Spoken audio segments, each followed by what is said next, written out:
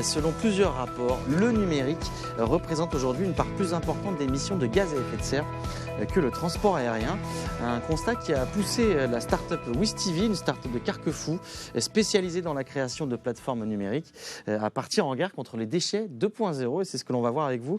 Séverine Lebrun, vous travaillez dans cette entreprise WizTV et vous êtes également représentante de la Green Company. Alors c'est une structure qui a été créée au sein de WizTV, une structure qui compte, je crois, 10 développeurs qui justement travaillent une partie de leur semaine sur la mise en place de projets classiques, on va dire, pour la gestion des déchets, mais aussi sur la pollution numérique, c'est ça ? Alors bonsoir. C'est ça. Alors pas tout à fait. Il n'y a pas que des développeurs. D'accord. Au sein de ce groupe de salariés donc de la Green Company, on est une dizaine de personnes. Ça regroupe donc des designers comme donc moi, je suis designer, des développeurs, mais aussi du personnel de l'administratif. On a vraiment des prestataires également. Donc voilà, on a un petit peu tous les éventails de salariés représentés. Alors vous travaillez notamment sur la pollution numérique. Qu'est-ce que vous demandez justement aux salariés de WizTV ? On va être dans le très concret là justement. Alors au niveau de la pollution numérique, pour nous c'est très récent également, puisqu'on a travaillé sur ce groupe il y a tout juste un an. Ouais. Donc on a fait énormément de choses, on va dire, concernant l'écologie de manière globale. Ouais. Et là, on a vraiment une prise de conscience qui commence au niveau de la pollution numérique. Donc c'est pour ça qu'on a demandé à une intervenante extérieure de venir pour nous faire une conférence hier. Donc par exemple, concrètement, la pollution numérique, c'est quoi ? C'est j'envoie un mail pour dire merci à quelqu'un Alors concrètement, avant tout, l'impact du numérique, la plus grosse partie de cet impact, ça va être avant tout dans la production de tout le matériel. Ouais. Donc avant tout, nous, on va réfléchir là sur comment prolonger la durée de vie du matériel du parc informatique, par exemple. Ouais. Se poser la question de ne pas renouveler, par exemple, un téléphone portable.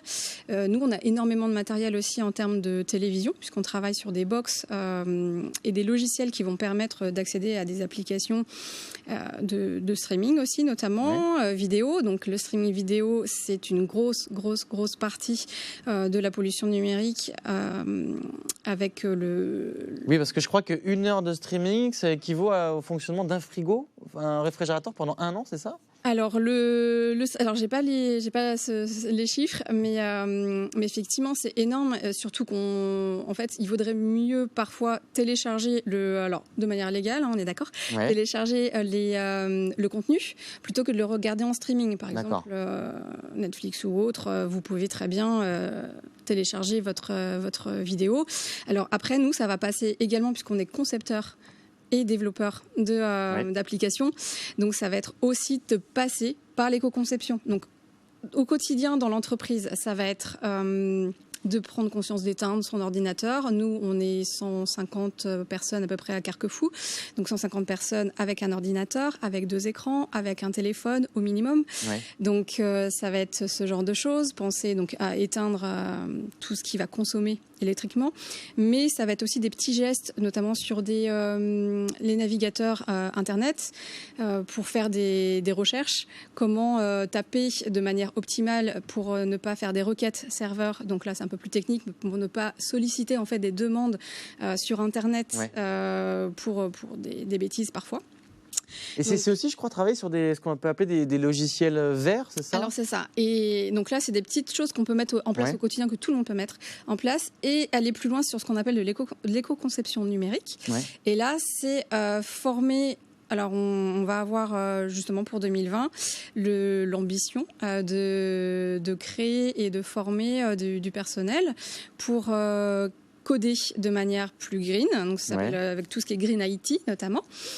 Et pour limiter les requêtes serveurs, en gros dans le code, plus il y a de lignes de code et plus en fait ça va être lourd aussi, et donc plus lourd, plus de chargement, plus de transfert de données, etc. Donc ça, on va travailler dessus, Ça permet de faire des économies aussi ?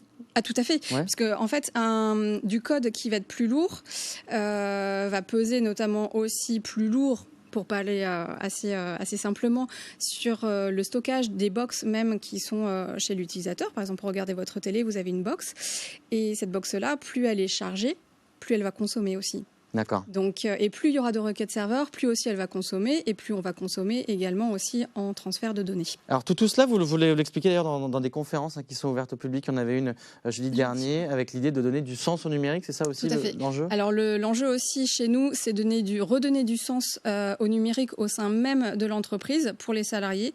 Et au-delà. Et au-delà, parce que là c'est vraiment, il y a une crise clairement dans le numérique où tout est trop abstrait. Oui. Et là, on se rattache aussi au réel. La pollution numérique, on ne la voit pas. Oui. Et donc là, l'idée, c'est de redonner aussi bien aux salariés cette conscience, tout en leur donnant des vrais chiffres, et de vraiment ce qui se passe, que lorsque qu'on code, c'est pas juste une ligne de code. C'est qu'est-ce qui va se passer derrière.